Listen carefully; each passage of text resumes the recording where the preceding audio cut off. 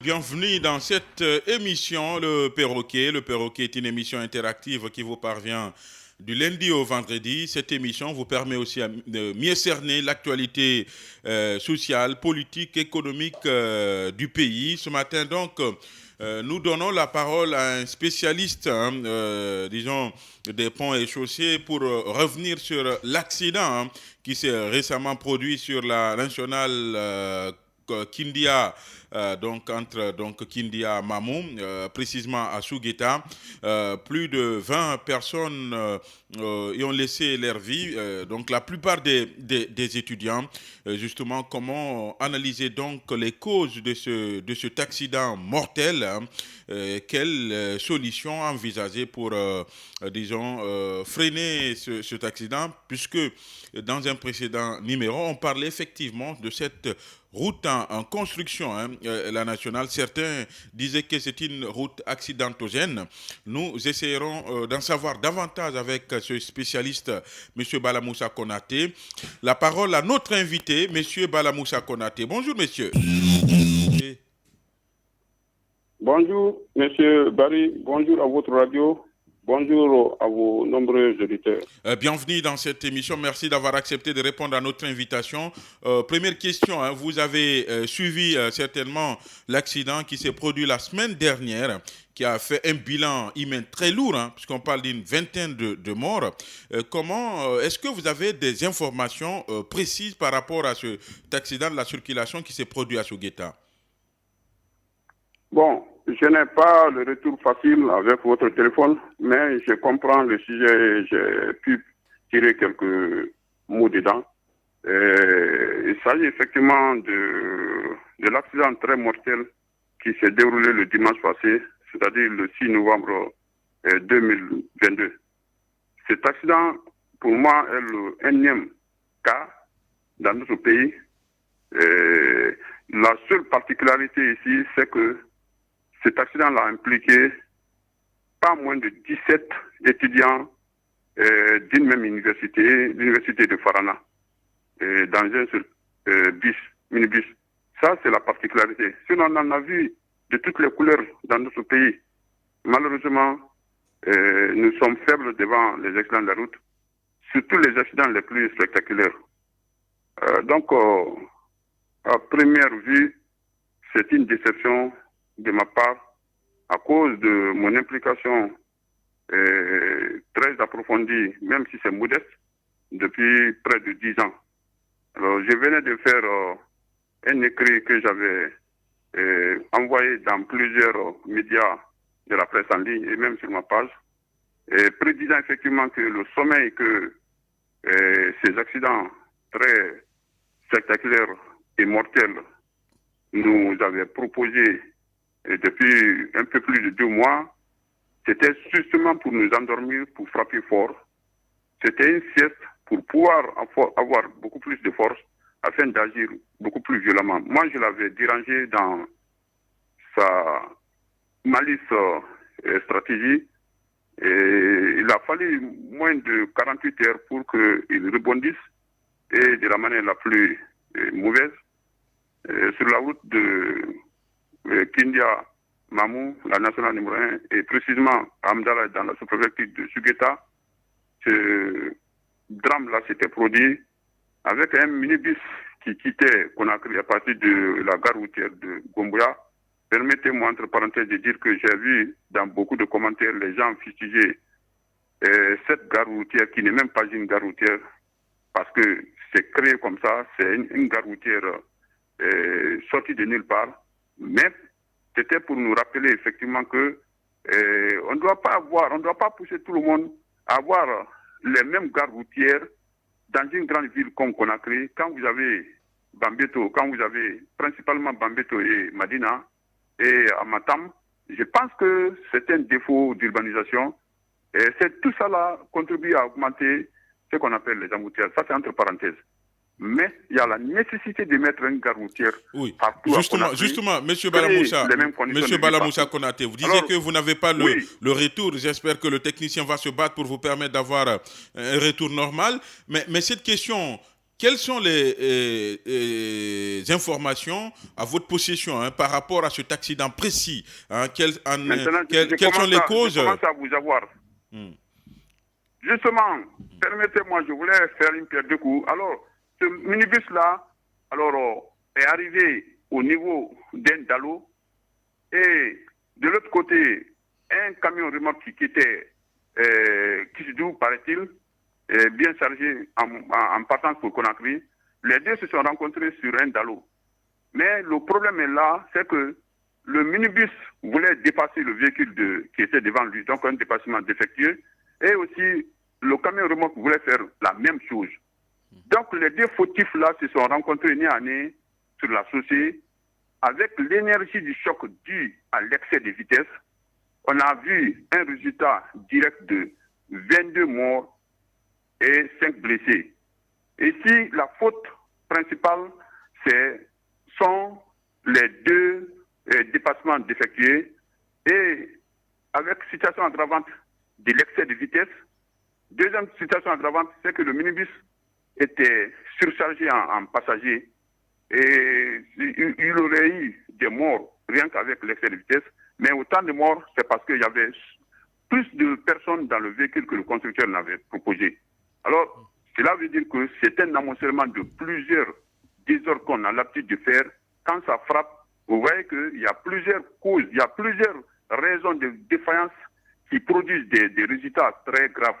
Donc, et en troisième position, de façon indirecte, la cause, c'est que depuis combien de temps, la route Koya-Daboula, précisément Koya-Mamou, est déjà couverte de revêtements bitumineux. Jusqu'à présent, on n'a pas encore les bandes blanches, rien que des bandes blanches, pour au moins faire parler le goudron. Quand je dis la chaussée, rien que la chaussée. Sinon, il faudrait mettre maintenant les panneaux de signalisation routière, c'est-à-dire les stationnements verticaux bien entendu, triangle, rectangle et circulaire. Donc elle est miette la route là, même si encore une fois, excusez-moi, vous dites que, si je vous comprends bien, cette route ne parle pas, elle est miette. Mais sauf que les travaux ne sont pas encore terminés. Mais attendez, est-ce que quand les travaux ne sont pas terminés, en tant que constructeur de route, il y a ce qu'on appelle des panneaux provisoires avec fond jaune. Ils n'existent pas non plus. C'est-à-dire qu'à tout moment, la route parle. Même quand c'est une route en construction, il y a des panneaux provisoires qu'on installe qui jouent à peu près le même rôle que les autres là, avec indication précise de rouler à moins de vitesse. Plusieurs fois en 2020, etc., moi j'avais communiqué beaucoup sur ça en demandant aux conducteurs de rouler doucement sur ces routes-là quand c'était encore en terre battue et qu'ils ne peuvent pas faire comme s'ils sont sur une route normale. Alors, que cette route-là arrive jusqu'à ce stade-là, qu'est-ce qui reste maintenant sinon que les bandes blanches? Que la route parle. Une route qui ne parle pas est forcément impliquée dans tous les accidents qui arrivent. Combien de fois il y a accident? Dernièrement, il y a eu à Sugeta, du moins à Frigiagui, alors qui a fait aussi suffisamment de morts, c'était encore des dépassements défectueux. Et je crois que entre Dabola et Kouroussa, il y en a eu constamment, il y a des accidents mortels. Je vous assure que le fait que la route n'aide pas en communiquant est un défaut majeur qu'il faut corriger rapidement. C'est la même chose sur la route de Koya, Podekaria. Et il faudrait faire attention pour ne pas que les mêmes causes produisent les mêmes effets ou bien des effets regrettables. Où en est-on avec cette batterie de mesures qu'avait annoncé le gouvernement après l'hécatombe enregistrée sur, je pense, la route de Bokeh, impliquant même un cortège ministériel? Le gouvernement avait annoncé quand même des mesures pour limiter les cas d'accidents, parce qu'on dit oui, les accidents ne sont pas que guinéens, ils se produisent un peu partout à travers le monde, mais le gouvernement quand même avait annoncé des mesures. Est-ce que vous pensez qu'aujourd'hui, après l'émotion, vous pensez que ces mesures-là sont effectives sur le terrain? Ou c'était un feu de paille?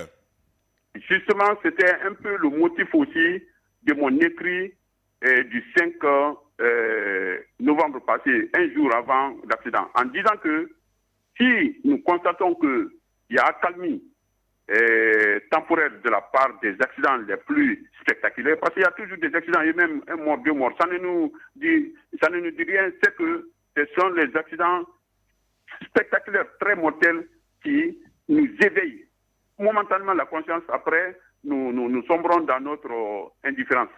C'est que j'avais dit donc que l'accalmie là n'était que prise unilatéralement par les seuls accidents de la route.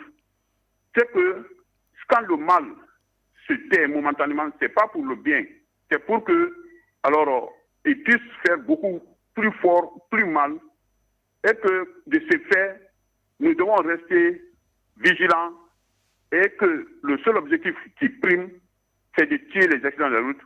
Sinon, nous courons tous le risque d'être tués par eux. C'est ce qui est arrivé.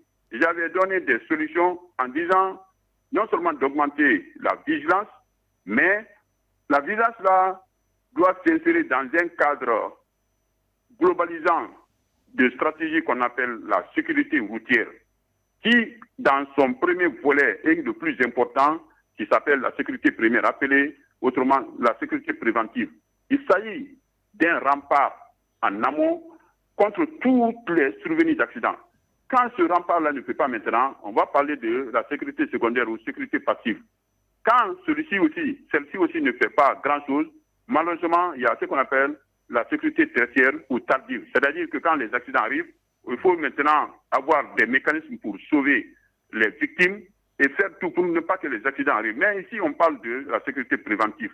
C'est dans ça qu'il y a la formation, c'est dans ça qu'il y a la sensibilisation, c'est dans ça qu'il y a le génie civil routier. Autrement dit, tout faire pour que la route réponde aux normes de la sécurité routière, ce qui n'est pas toujours le cas. Ici, quand nous mettons le goudron, ça c'est par exemple dans la ville de Conakry, nous pensons qu'il s'agit simplement de mettre le revêtement bituminé. Mais le revêtement bituminé de qualité, c'est que ça doit être rigueux. Ça doit avoir toutes les dispositions géométriques, ce qu'on appelle l'uni. C'est-à-dire qu'il n'y ait pas d'ondulation, qu'il n'y ait pas vraiment c'est-à-dire qu'il y a des endroits qui sont un peu accessibles, pas parce que la route n'est pas résistante, mais parce qu'on n'a pas fait une disposition surfacique uniforme. Tout ça contribue. Parce que quand vous faites simplement le goudron, vous voyez que le bitume est beaucoup plus dense que les graviers dedans que vous voyez, ça veut dire qu'il n'y aura pas l'adhérence. Quand vous voulez freiner, surtout en saison de pluie, ça veut dire que franchement, arrêter simplement les pneumatiques ne veut pas dire que le véhicule a arrêté, parce qu'il s'agit d'annuler totalement ce qu'on appelle l'énergie cinétique. Donc, il y a plusieurs choses. La route doit avoir des prédispositions pour ne même pas que les accidents arrivent. Parce que quand les accidents arrivent aussi, il y a ce qu'on appelle les glisseurs de sécurité, etc. Malheureusement, quand les choses ne sont pas faites dans les normes, vous voyez souvent que ce sont les riverains qui mettent les dos dans, etc., etc. Donc, la sécurité préventive que j'avais prévu et dans l'immédiat, en ce moment-là, c'était non seulement toutes les décisions qui sont prises à la guisère, au niveau de la police routière, de la gendarmerie routière, toutes les institutions, tous les bons papiers, tout. Il faudrait que sur le terrain, qu'on constate que effectivement les gens s'appliquent de cette manière. C'est-à-dire que les populations cibles qu'on appelle les usagers de la route et les passagers, etc., qu'on sent en eux, alors là, l'impact de ces bonnes dispositions, pas sur papier seulement. Oui. Malheureusement, vous voyez que ce n'est pas le cas. Même au moment que nous marchons là, on constate qu'après cet accident grave, rien n'a changé dans la situation routière. Les gens continuent de prendre plusieurs personnes, même dans les gares routières. Les gens continuent de se comporter comme s'il n'y a rien. On attend qu'ils sont tout. Mais, deuxièmement, j'avais dit qu'il faut mettre maintenant et dans les principales gares routières du pays ce qu'on appelle les conseillers chargés de la sécurité routière. Que, à pareil moment, avant tous les départs de véhicules, de minibus, de bus et de taxis pour l'intérieur du pays, en tout cas pour le voyage, et que, alors, ces conseillers-là réunissent passagers, conducteurs et même les syndicalistes pour inculquer les notions fondamentales de la sécurité routière, pour rappeler chacun à l'autre, pour ne pas que le conducteur se croie être, je ne sais pas, le monarque dans son véhicule. Quand il déconne, personne n'a le droit de le reprocher, que cela cesse. Ça ne se fait que chez nous ou dans les pays où la sécurité routière n'est pas développée. Sinon, quand un conducteur est dans un état second, c'est-à-dire il a pris des substances qui font de l'homme un superman, Et les passagers ont le droit de le dire, mais dans le respect total. Les passagers ont l'obligation d'aider le conducteur à scruter comme des vigies. Alors, tous les postes accidentogènes qui se dressent devant le véhicule. Mais certains chauffeurs, c'est leur totem ça. Hein. Il y a des chauffeurs, c'est leur totem ça, que les passagers leur parlent, ils n'aiment pas ça. Je vous assure que je ne voudrais pas citer la ville là, mais j'étais en construction routière quelque part à l'intérieur du pays à un moment donné, et je fus très surpris vers 19h comme ça de voir le conducteur d'un minibus sortir derrière son volant et sortir dehors avec un coupe-coupe à la main, et il traite ça même sur la chaussée pour effrayer certainement un conducteur qui était avec toutes les insanités verbales. Comme quoi, sors ici. Si tu crois que c'est ton père, c'est ta mère qui m'ont donné cette voiture-là, hein, tu me reproches, moi c'est mon travail, ça, personne ne peut me dire quelque chose. Or, ce tronçon-là, même quand nous avions mis des panneaux de signalisation provisoires, fond jaune, mais nous-mêmes, constructeurs, nous étions obligés de faire attention pour ne pas qu'il s'agit que nous-mêmes nous soyons victimes de la conduite. Je vous assure que c'est sur la route de Gérékouré à Kisdou. En tout cas, ce sont les routes de ce tronçon-là. Et parfois aussi, il y a des passagers qui sont trop pressés. Hein. Parfois, ils reprochent, par exemple, le chauffeur de ne pas rouler vite. Hein. Mais les passagers doivent être aussi courtois. Vous savez, toute chose, c'est dans la manière. Il y a le fond, il y a la forme. Quand vous dites même la vérité d'une certaine manière, ça peut heurter les choses. Vous savez, il y a quelque chose qu'on appelle dans la conduite, ce qu'on appelle l'optimisme comparatif. Ça, c'est dans le domaine de la sociologie psychologique. Autrement dit, il y a les gens les plus fiers, les plus orgueilleux, c'est parmi les conducteurs qu'on les retrouve. Même quand ils dépassent un autre véhicule, il est fâché, il pense que c'est une foutaise. Ou bien quand vous vous rappelez alors d'autres conducteurs dans la situation, même quand il a tort, généralement, les gens sont très violents.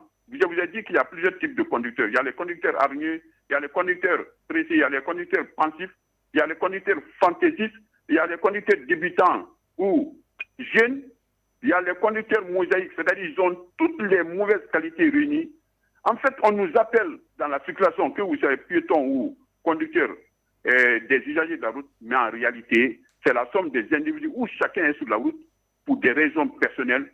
D'autres sont émotionnés, d'autres sont très contents. En tout cas, l'émotion est beaucoup dans notre circulation. Monsieur Balamoussa Konaté. Monsieur Balamoussa Konaté, puisque vous disiez, revenant, donc parlant de cet accident qui s'est produit à Sogueta la semaine dernière, vous dites que le minibus, il y avait une sorte de surcharge. Mais je vous dis, avant de sortir de Conakry, hein, vous partez disons à Kagbele, il y a des policiers qui sont postés tout au long de la sortie. Que font ces policiers-là? Même à Koya, si ce véhicule-là donc a fait de la surcharge, cela veut dire qu'il faut questionner, par exemple, le rôle que jouent certains policiers. Justement, c'est ce que je disais, que voyant que les accidents se sont tués d'eux-mêmes, alors que nous n'avons rien fait pour que cela soit, cela veut dire que vraiment, il fallait craindre. En réalité, de façon nationale, la conscience nationale n'a pas encore intégré vraiment les accidents de route comme un fléau social. On a plus peur du sida, du coronavirus, même du palu plus que les accidents de route. Pour nous, généralement, on pense que c'est de la fatalité. Ça ne peut arriver qu'aux autres. Étant donné que les accidents de la route ne sont pas comme les maladies. Parce que quand vous tombez malade, tout le monde se rend compte, on essaie même de traiter. Mais quand l'accident arrive, c'est en quelques secondes et ça ne prévient pas. Donc, les gens pensent que quand ils ne sont pas atteints, c'est que ça ne doit pas les arriver. Je vous assure que de tous les progrès que l'humanité a fait, on sait fabriquer les avions, tout ce que vous savez, mais de tous les progrès de l'homme, depuis Cro-Magnon, Néandertal et toutes les phases que en anthropologie l'homme a traversées, l'homme s'est développé beaucoup plus dans son esprit que dans autre chose. C'est grâce à la qualité d'évolution de notre esprit que nous sommes capables de plusieurs choses aujourd'hui. Mais quand cette qualité fondamentale qui protège l'homme contre certains types de disparités sur Terre, quand nous ne savons pas exploiter notre intelligence, je parle plutôt d'autres personnes, quand certains ne savent pas exploiter leur intelligence pour pouvoir se protéger et protéger les autres, je vous assure que c'est là-bas notre problème. En fait, en réalité, certains policiers ne jouent pas leur rôle. Parce qu'ils... Justement, en fait, c'est ce que je voudrais dire. Maintenant, en sécurité routière, les tâches sont réparties. Prenons l'État à 60%. Les 40% reviennent aux passagers et à la population. 60% parce que, comme je disais, la sécurité première, c'est que chacun est le premier garant de sa propre sécurité. Si vous voyez que, malgré tous les progrès faits contre les accidents de route aux États-Unis, en Norvège, etc., partout, malgré ça, des accidents très graves arrivent, soit par l'alcoolémie, soit par l'excès de vitesse, etc. Mais les accidents extrêmement les plus évitables et qu'on appelle un peu bêtes, ce sont ces types d'accidents que nous adressons sur nous. C'est-à-dire tout le monde voit les postes accidentogènes constamment.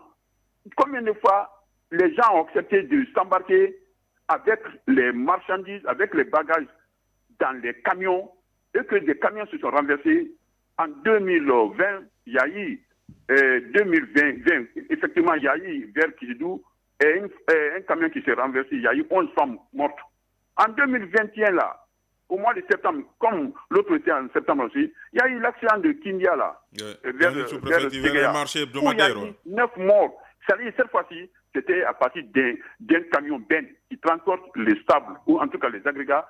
Des personnes ont accepté de se mettre sur ça, et même avec des bagages. Il y a eu 9 morts.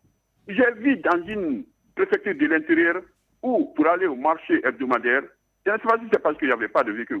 Il y a un type de camionnette qu'on appelle Kia moteur. Les gens ont accepté de s'embarquer avec les bœufs. C'est-à-dire on attache les bœufs dans la carrosserie et les gens se mettent en bas de ça. J'ai vu des choses que l'homme se prenne au sérieux. Quand on se prend au sérieux et qu'on croit qu'on voit comme, on comprend comme Bob Marley l'a dit, rien ne vaut la vie. Personne, tout ce qu'on est en train de dire, le barrage hydroélectrique, bonheur, c'est pour les vivants. Quand nous ne savons pas vraiment préserver c'est-à-dire le plus grand trésor que Dieu nous a donné, ou préserver pour les autres, je me dis que c'est pas possible. Parce que moi, je dis souvent que vous qui êtes journaliste aujourd'hui, très brillant et qui a fait beaucoup pour la nation, moi, modeste technicien que je suis, je dois dire qu'à mon âge, après avoir fait beaucoup d'enfants, il y a d'autres parents qui vivent de moi que je dois me prendre au sérieux. Parce que quand je deviens incapable de faire ce service, j'ai fait du mal à ma famille, j'ai fait du mal à toute la nation, autant pour tout le monde. Quand vous ne prenez pas au sérieux, vous ne faites pas mal à vous seulement, vous faites mal à plusieurs personnes. Oui, M. Balamoussa Konaté. Albert Camus, pour terminer, excusez-moi, Albert Camus, pour parler de ça, parce que tout le monde a lu les publications dans les romans de celui-ci, c'est en 1962 ou 60 qu'il est mort par accident de la route. Combien de bons livres il pouvait faire s'il était resté dans la vie que nous nous prenons au sérieux? Toute la société guinéenne est concernée. Il faut la conscience nationale, il faut le sursaut national. Justement. Sans cela, rien ne peut marcher. Oui, c'est la conscience nationale. Monsieur Balamoussa Konaté, l'autre fois, on parlait des péchés originels de cette route Koya-Mamou. Il faut dire, certains appellent ce axe comme étant un axe accidentogène. Vous êtes d'accord avec eux ou pas? Mais tout à fait. Presque toutes les routes guinéennes sont accidentogènes. Mais écoutez très bien, il y a un paradoxe dans la circulation. Quand les routes ne sont pas bonnes, quand elles sont suffisamment dégradées, en tout cas les accidents mortels du type excès de vitesse sont rares. Mais quand les routes sont bonnes, quand l'esprit humain n'est pas requinqué, c'est pourquoi j'ai dit, quand vous devez traiter les maladies, comme le sida, comme le palu, etc., à 90%, le remède s'appelle les médicaments. Mais quand vous devez lutter contre les accidents des routes, vous devez vous comporter, vous devez éviter les actes dans la circulation, même en matière d'embouteillage. Franchement, le préalable, c'est le bon comportement. Dites même que c'est de la morale. Quand on n'est pas quand on est indiscipliné, parce que c'est le terme, quand vous manquez de morale dans la circulation, ça s'appelle indiscipline, de plusieurs formes. Même brûler les fils là, c'est de l'indiscipline. Alors, tant que notre comportement n'est pas bien, c'est ce qu'on appelle en matière de sécurité routière, vraiment, c'est-à-dire que tout ce qu'il y a comme disposition psychologique, autrement dit, c'est-à-dire qu'il y a la sécurité routière liée à la sociologie de la circulation, à la psychologie de la circulation. C'est que quand vous êtes dans une localité, vous-même, et que vous voyez votre maman dans une voiture, ou vous voyez votre papa, ou votre frère, ce qu'on appelle la conduite civilisée, vous allez le faire, vous allez tout de suite là vous mettre dans la bonne moralité, et vous voyez que ça va éviter. Pourquoi les femmes sont championnes? En tout cas, elles ne sont pas beaucoup impliquées dans la survenue des accidents. Parce qu'elles sont prudentes. C'est que d'autres appellent la peur. Mais ça ne veut pas dire qu'elles sont paniquées ou bien c'est quoi. Elles sont prudentes. Prenons conscience de nous-mêmes. C'est qu'on appelle, comme d'autres, un philosophe dit, connais-toi toi-même. Quand vous savez que vous n'avez pas une bonne formation, vous prenez, vous voyez que vous êtes dans un véhicule qui peut faire 180 km/h. Vous voulez vous comparer à la voiture. C'est que vous êtes l'animal délicat là. En clair, chacun se mesure psychologiquement à travers son comportement. En clair, M. Balamoussa Konaté, les accidents ne sont pas une fatalité. Hein. Pardon? C'est pas une fatalité. Hein. En réalité, ce n'est pas une fatalité. C'est que la seule fatalité, c'est que l'homme va disparaître. Dieu a prédit ce que chacun, par quoi chacun va mourir. Mais la responsabilité, c'est toujours nous ou bien d'autres personnes. Quand vous avez parlé de la route de Koya, etc., et regardez, on pourrait diminuer un peu cette poche accidentogène autant si la route n'est pas associée à cette survenue-là. Pourquoi? Parce qu'on doit mettre les bandes blanches. Non seulement qui disent il faut passer ou pas passer, mais ça s'appelle aussi les bandes de guidage. Bandes de guidage axiales, surtout quand vous êtes fatigué, et par exemple la nuit, vous êtes fatigué, donc votre esprit ne commande pas beaucoup. Des fois même, il y a les petites somnolences qui arrivent. Mais quand brusquement vous vous remettez à vous-même, si vous ne savez pas sur quel espace vous vous trouvez, plusieurs accidents sont arrivés la nuit comme ça par collision. Parce que finalement, le conducteur est paniqué. Quand les véhicules qui viennent de l'autre côté, les phares sont allumés. Parce qu'il y a les phares, il y a tout ce qu'il y a comme les différentes qualités de phares, le code, etc. Quand vous êtes ébloui par le véhicule de rencontre, mais c'est la bande de guidage en principe qui doit vous guider pour dire qu'attendez, de toute façon, je reste de mon côté. Quand vous devez sortir de la piste, il y a les bandes de guidage.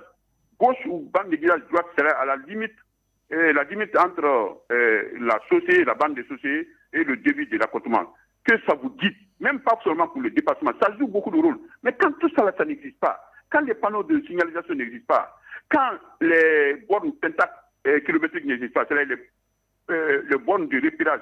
Parce que quand vous savez que vous êtes à 30 km de tel endroit, souvent, ça atténue notre impatience, ça atténue notre stress. Mais vous roulez comme ça, vous ne savez pas si vous êtes à 20 km/h, surtout pour les personnes qui voyagent pour la première fois. Surtout, comme l'a dit Confucius, vraiment, diminuons un peu notre ambition démesurée, ce qu'on appelle Haouya, peut-être en arabe, mais parce que ce sont nos petites, comme l'a dit Confucius, ce sont nos petites impatiences qui ruinent souvent nos grands projets. Mais généralement, tous ceux qui meurent là, regardez les enfants qui sont morts là, ils partaient, ils avaient des grandes ambitions, ils partaient pour les études. Leur petite ambition, ou entre parenthèses, leur grande ambition a été ruinée par les petites impatiences de ces farfelus conducteurs. Permettez-moi de les qualifier parce que c'est la vérité. Et ils n'ont pas fait ça, ils n'ont pas roulé vite parce qu'ils veulent rendre service aux passagers, parce que c'est dans leur agenda, il faut rentrer tôt, soit se reposer ou bien s'embarquer vite pour encore retourner. Que les policiers, les gendarmes et tous ceux qui sont impliqués dans la lutte contre les accidents de la route, la puissance publique sur la société qu'on appelle les agents de la police routière et de la gendarmerie routière doivent faire valoir leur plus grande force qui s'appelle la rigueur de la loi. Eux-mêmes doivent être bien formés et bien équipés. Que l'État prenne au sérieux vraiment le fonctionnement de ces agents de la sécurité routière. Moi, je les félicite, malgré tout, parce que je ne félicite pas les mauvais agents, je félicite les bons agents. Combien de fois ces agents-là font du bien dans la circulation routière en Guinée? Je parle des bons conducteurs, des bons policiers, des bons gendarmes, bien entendu. Dans les carrefours, quand nous baignons dans l'indiscipline, ceux qui sont bons là-dedans, peut-être qu'ils ne sont pas trop nombreux, mais ceux qui sont bons là-dedans font leur mieux. Mais écoutez, faisons tout pour créer aussi une école de formation en sécurité routière au niveau des agents de la police routière. C'est-à-dire l'école de police là, que ce soit aussi qu'il y ait la filière formation continue. Je dis bien continue. Je sais qu'il y a des formateurs qu'on envoie souvent, mais quand on dit que vous êtes affecté à la sécurité routière, que vous ayez le B.A.B.A. Parce que ce qui arrive souvent, puisque beaucoup d'agents de la sécurité routière, surtout les volontaires là, ne savent rien de la sécurité routière, alors ceux qui ont l'illusion de la connaissance en parlant des conducteurs essaient de les amadouer. Et finalement, tout ça là, ça joue. Mais quand vous savez que celui qui vous contrôle est aussi valeureux et même mieux que vous, souvent, s'il est intègre aussi, ça peut aider. Monsieur... Ce qui veut dire que, moi je dis souvent que la sécurité, c'est-à-dire que les accidents de route constituent ce que j'appelle le gendarme terrible, ou bien le policier terrible. Terrible parce que lui, quand il déconne seulement, quand il est prêt à te frapper, ce n'est pas te verbaliser. Hein. Les accidents de route ne retirent pas l'argent à quelqu'un. N'essaie pas de soudoyer quelqu'un, mais ça te frappe. Soit c'est la mort, soit c'est le dégât matériel, soit c'est des blessures graves. Alors que le bon gendarme te choisit, te préserve contre la sanction de son collègue très terrible qui s'appelle les accidents de route. Parce que tous les deux ont en commun l'obligation de respect des principes fondamentaux de la sécurité routière. Seulement, quand vous ne respectez pas les principes fondamentaux, pédagogiquement, le bon gendarme, le bon policier te verbalise ou bien te met, en tout cas, dans une certaine discipline. Monsieur Balamoussa... Pour préserver ta vie. Mais alors que, si c'est le gendarme terrible, là, l'excuse n'est pas permise. Monsieur Balamoussa Konaté, spécialiste des ponts et chaussées, aussi de la sécurité routière, il est notre invité ce matin. Nous sommes en direct donc du studio central de la radio Évasion Guinée. Les auditeurs peuvent nous appeler pour vous poser leurs questions 661 907 907, 655 907 907. L'autre actualité, monsieur Balamoussa Konaté, permettez-moi, je vais donner la parole d'abord à cet auditeur-là. Parce qu'on va parler aussi de la circulation à Conakry avec cette décision prise par le colonel Mamadi Doumbouya. Bonjour, monsieur. Bonjour, monsieur. Oui, bonjour. Je vais bien. Votre nom, vous nous appelez d'où? Jean-Pierre. Oui, monsieur Jean-Pierre, bienvenue dans cette émission. Merci. Vraiment, c'est déplorable. Ce qui est arrivé le dimanche passé suite à l'accident mortel de nos frères étudiants. Ils avaient des projets, des cadres qui devaient venir après les études, au moins aider le pays à avancer dans le cadre du développement. Moi, je me pose souvent la question. Il ne s'agit pas de délivrer les permis de conduite. C'est pas ça. Il y a des gens qui sont bien formés, mais à cause de l'impatience, comme mon frère venait de dire tout à l'heure, les chauffeurs dans les jargons, hey, je veux bouger, je veux faire rapidement rentrer et revenir. Et c'est pas ça, mon frère. Si Dieu t'a prévu aujourd'hui que tu dois avoir 100 000 francs dans la journée, ou bien 1 million dans le mois, c'est ce que tu l'auras. Tout ce que Dieu fait dans le monde là est prévu. Si Dieu t'a dit aujourd'hui, mon ami, c'est 200 000 francs que tu dois avoir dans le mois, c'est les 200 000 francs que tu auras. Si, étant chauffeur, tu as des passagers, tu as 10 passagers, sache-toi que chaque passager a une famille. Chaque passager a une famille et il a une charge. Surtout la vie humaine, elle est chère. Elle est irrécupérable. Regarde les jeunes là. Quand tu fais le dépassage à troisième porte, et c'est normal. Ce que moi je veux dire au ministère de la Sécurité, de prendre les dispositions, de mettre des panneaux de signalisation, ça fait partie aujourd'hui, et de mettre aussi des caméras de flashage. Comme en Côte d'Ivoire, à chaque 20 mètres, ils ont installé des caméras de flashage. À chaque arrivée, si tu vois que vraiment tu es en excès, tu sors dans leur écran. Directement, il y a une alerte juste au niveau du point focal. Immédiatement, le chauffeur est saisi. Et en amont, bien avant ça, j'aimerais à chaque barrage, les policiers prennent leur responsabilité de disponibiliser un numéro vert. Arrivé à chaque barrage, on donne le numéro vert à l'aide des passagers. Au cas où vous constatez que le chauffeur roule en excès de vitesse, rappelez-nous vite pour qu'on puisse mettre main sur l'intéressé. Parce qu'on ne prend pas les passagers pour aller les tuer. Non, c'est pour les rendre un service. Mais non mettre leur vie en danger. Regarde, moi quand j'ai vu le corps là, vraiment, mes yeux ont coulé des larmes, vraiment. Ça, je suis désolé. Merci. Donc, j'interpelle aussi le ministre de la Sécurité de mettre les dispositions et de prendre aussi des mesures draconiennes. Quiconque commettre ces genres d'erreurs, il doit être pendu. Ah, monsieur. Ça, je vous assure, hein. Monsieur Jean-Pierre. Merci. La vie humaine est sacrée. Merci à vous. Voilà. Vous êtes largement compris. Hein. La vie humaine est sacrée. Merci à vous de nous avoir rappelé dans cette émission Le Perroquet. Nous sommes en direct du studio central de la Radio Évasion Guinée. Monsieur Bala Moussa Konaté, vous avez certainement suivi. Oui. J'ai entendu ce frère-là parler, mais nous sommes tous coupables. Parce tous. Que tout ce qu'il sait dire là. Tous coupables, vous dites bien. Oui, nous sommes tous coupables. Comment à ça? Des degrés différents. Et même lui qui parle là, qui ne voit pas les prémices des accidents de la rue constamment chez nous. Les véhicules qui roulent, généralement, ne sont pas de bons véhicules. Il y a les surcharges de passagers. Il y a les signes accidentogènes partout. Tout le monde voit ça.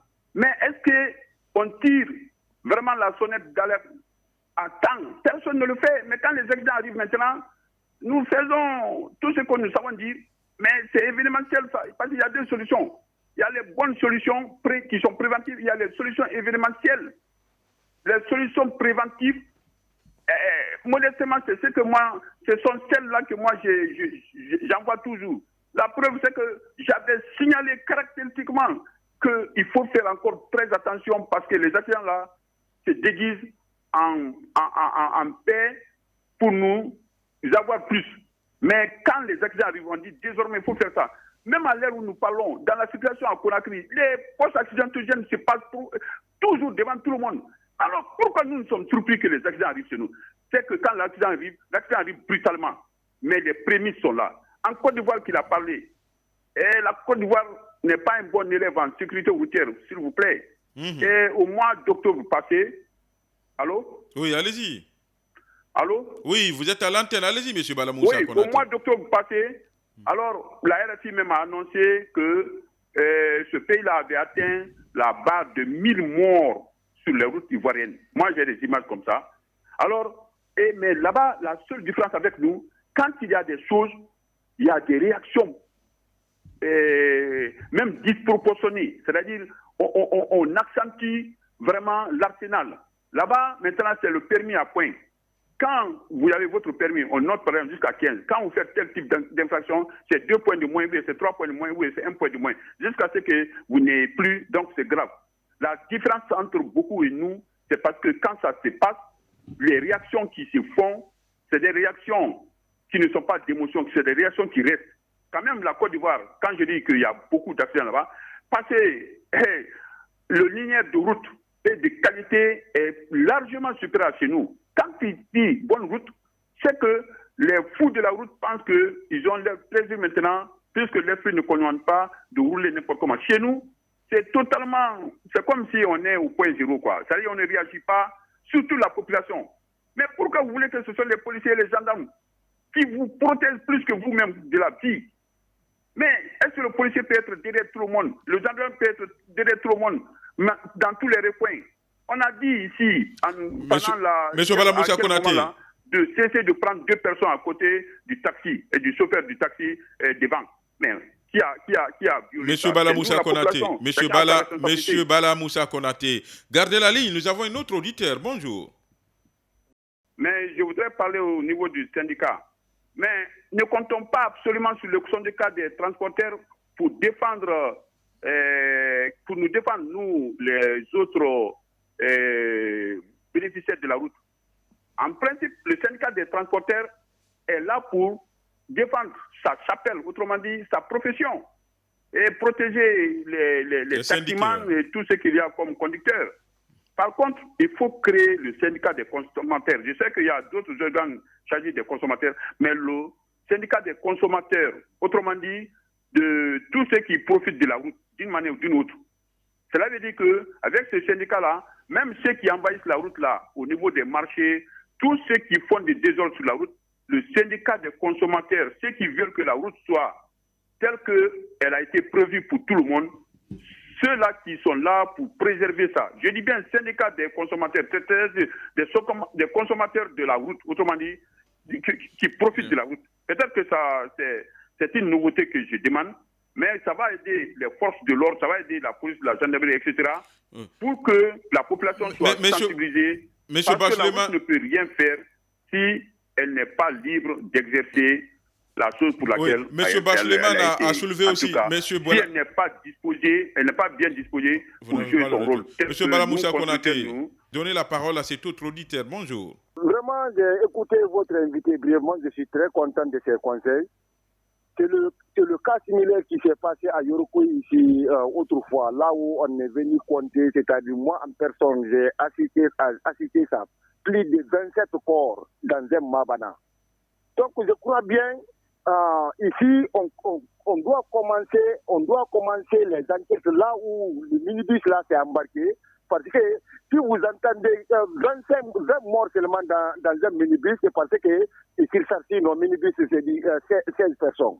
Maintenant, ce que moi j'ai à poser à votre invité, comment peut-il contrôler un chauffeur ivrogne, c'est-à-dire comme il a si bien dit, qui est sous l'effet des substances qui le rend Superman? Comment on peut contrôler ce chauffeur pareil sur un tronçon qu'on peut faire 200 km sans rencontrer un policier? C'est-à-dire, par exemple, entre Dabola, Mamou, vous pouvez rouler plus de 100 km sans rencontrer un policier. Comment pouvons-nous contrôler ces chauffeurs pareils? Et deuxièmement, nous sommes dans un pays vraiment où l'analphabétisme bat son plein. On parle de panneaux de signalisation. Quelqu'un qui ne connaît pas A, quelqu'un qui ne connaît pas B, comment lui va identifier les différents panneaux, c'est-à-dire qu'il voit sur la route? Pour lui, pour des chauffeurs, c'est des matières seulement, c'est pour embellir la route. Ces panneaux-là ne veulent rien dire. Sinon, en principe, même les lignes contrastent sur le goudron là, c'est parlant. Mais aucun chauffeur, vous allez prendre dans 10 chauffeurs, peut-être c'est un ou deux chauffeurs qui peut vous signifier cela.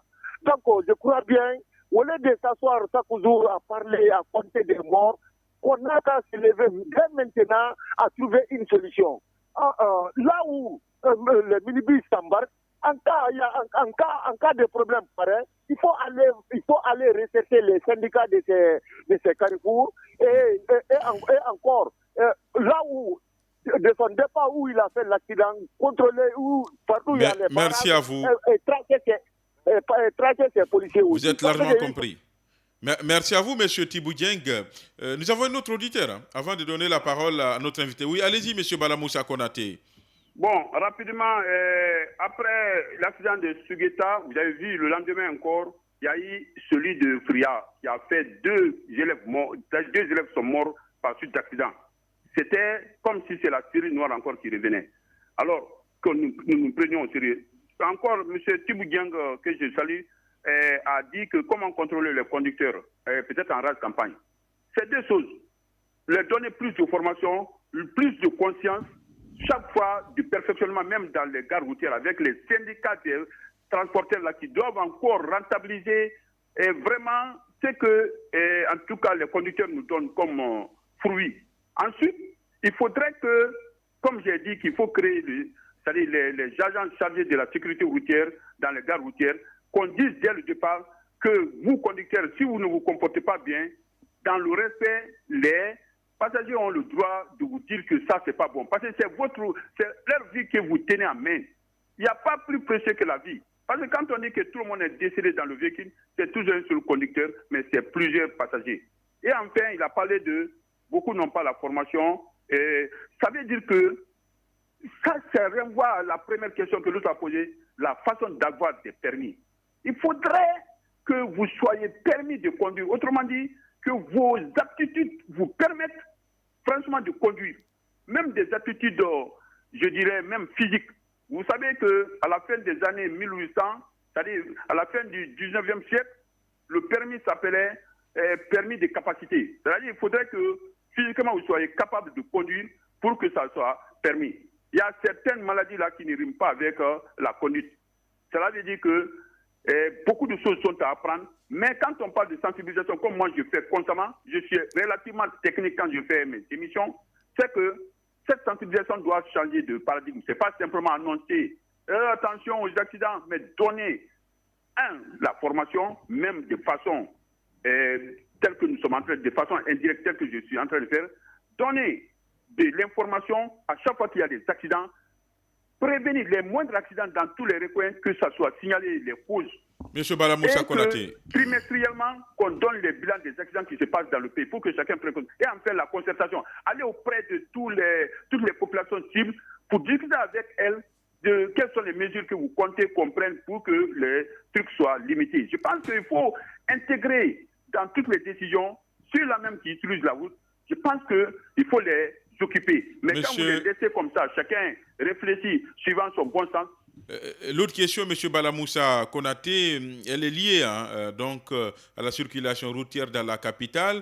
On sait qu'un décret, un acte officiel a été pris pour fixer les horaires de travail. Donc, les travailleurs doivent être en ville à 8 heures. Sauf qu'à Conakry, circuler actuellement relève d'un véritable parcours de combattants. Nous qui sommes des motards, on en sait quelque chose. À plus forte raison, ceux qui ont des véhicules. Comment vous expliquez cette difficulté à circuler à Conakry et surtout, un peu partout, vous voyez ces travaux-là qui sont entamés, mais qui pataugent, j'ai l'impression. Merci beaucoup. Par rapport à cette question, c'est que Conakry est devenu tel qu'aujourd'hui, quand vous dites que vous voulez vous déplacer, vous avez même du dégoût, de plus en plus de stress.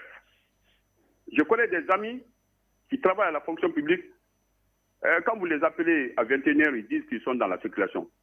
Même quand le travail s'arrêtait à 16h30. Et regardez très bien à la rentrée de Conakry, au niveau de 36 et au niveau de Kabylie. C'est devenu un véritable képier, un véritable gouffre. Ce n'est pas parce qu'on est en train de construire qui est le problème, parce que les prédispositions techniques, la fluidité, permettre à la population de vaquer à ses biens, à ses occupations, est la première préoccupation d'un constructeur de route. Parce que la route accompagne les vecteurs de développement. Ce n'est pas parce que l'éternel travaux doivent primer sur la rentabilité que les routes, c'est-à-dire que les secteurs que la route doit accompagner. Si le médecin doit retarder d'aller à son travail parce qu'on est en train de construire, qui ne finit pas, on construit aujourd'hui, on reprend après, je pense que le secteur des routes en matière de travaux a besoin d'un pain. Je crois que stratégiquement, j'ai donné beaucoup. Peut-être que je vais réciter plus tard. Parce qu'à l'heure là, actuellement, les 9 plaies de la sécurité, les 9 plaies des routes guinéennes. Mais l'embouteillage est à combattre. Seulement que l'embouteillage, toutes les raisons des embouteillages ne sont pas liées rien qu'à la seule route. Il y a les embouteillages de type route, il y a les embouteillages de type entonnoir, je vous ai dit, il y a les embouteillages de type, surtout indiscipline qui est le problème principal. Tous ceux-là qui garent leurs véhicules, stationnent leurs véhicules n'importe comment sur la chaussée, font du mal. D'une façon générale, comme je l'avais dit, nous sommes tous responsables à des niveaux différents. Nous ne savons donner des bonnes leçons qu'après le drame. Mais après encore, tout ce qu'on sait dire là ne donne rien et il faut attendre prochainement pour agir. Je dis bien qu'il y a les solutions préventives et il y a les solutions événementielles. Sortons des solutions événementielles. C'est-à-dire que la sécurité routière est un métier aujourd'hui. Il y a beaucoup de jeunes qu'on peut mettre au boulot en les formant pour s'occuper de la route dans toutes ces dimensions, que ce soit la sécurité routière, que ce soit la préservation, de toutes les façons. On peut même créer de la citoyenneté, donner des noms des ONG citoyennes alors à la route, c'est-à-dire que les routes de paix, les routes, etc. Bref. Mais alors, la route, quand nous construisons les routes, de façon vertueuse, c'est pour 4 raisons fondamentales. D'abord, quand vous êtes sur une bonne route, il faudrait que vous éprouviez du plaisir d'être sur la route, parce que la route ne vous posera aucun problème. Vous êtes content de regarder les contreforts du Fouta, de la basse, les avantages de la nature en basse-côte, en haute et en forêt. Que la route soit comme si vous êtes dans votre salon, dans le sens du confort. Deuxièmement, le temps de trajet. Pas de façon ambitieuse ou bien illimitée. Quand on dit, les constructeurs de route, on dit que cette route-là, la vitesse la plus proche à la fois du temps rationnellement bien géré et de la sécurité routière, on donne par exemple sur la route-là 80 km à l'heure ou 90 km à l'heure. Si vous êtes trop pressé, soyez autour de ça. Mais quand vous dites que plus, comme on dit, la consommation, comme les Bangouras le font souvent, plus la sauce est douce, plus il faut consommer beaucoup, même quand le ventre ne peut pas tout prendre. C'est pas bon. C'est-à-dire les gens ne savent pas mettre de la limite à leur goût. Troisièmement, donc il faut le temps de trajet que ça soit rationnel. Il faut être en relation avec la prescription technique des constructeurs. Troisièmement, c'est le coût de trajet pour les véhicules. Ça, cette fois-ci, ce n'est pas de la sécurité routière. Mais quand vous roulez sur une route, il ne faudrait pas que la route soit si mauvaise que quand vous rentrez à destination, que vous soyez obligé de l'envoyer au garage. Mais tout ceci ne serviront à rien si la fêtière n'est pas la sécurité routière. C'est-à-dire que le confort et le temps de trajet, amoindrir le coût de déplacement du véhicule, si la sécurité routière n'est pas là-dedans.